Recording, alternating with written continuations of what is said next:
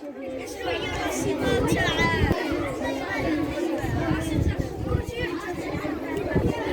الله الرحمن الرحيم، والصلاة والسلام على أشرف المرسلين. يسعدنا أن نقدم لكم إذاعتنا المدرسية عن التدخين وأضراره. انتشر التدخين بين الشباب والأطفال في الفترات الأخيرة، فأصبح مشكلة عالمية تعاني منه كل دول العالم بما فيها المغرب، فهو يقتل ما بين 7 و 8 ملايين سنويا. حوالي 70% من هؤلاء الذين ينتمون إلى الدول النامية حسب تقرير منظمة الصحة العالمية.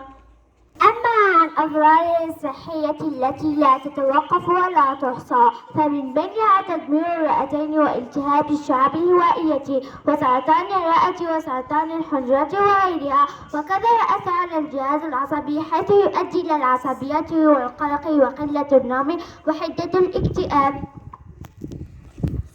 التدخين لا يؤثر على المدخن فقط، بل هو يؤثر حتى على غير المدخنين المتواجدين بجوار المدخن، سواء داخل المنزل أو العمل أو فضاء عمومي، وهذا ما يسمى بالتدخين السلبي. وهؤلاء الأشخاص هم أيضا معرضون لأمراض ناتجة عن التدخين، وخاصة الأمراض التنفسية.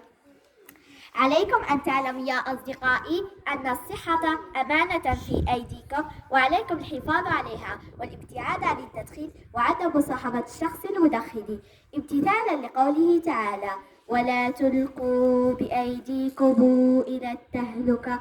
ومن واجب أولياء الأمور ملاحظة تصرفات أبنائهم ومتابعتهم، وأن يكونوا لهم ملجأ عند الضيق والحزن لكي لا يحتاجوا إلى هذه الآفة. من أجل صحتك وصحة الآخرين امتنع عن التدخين.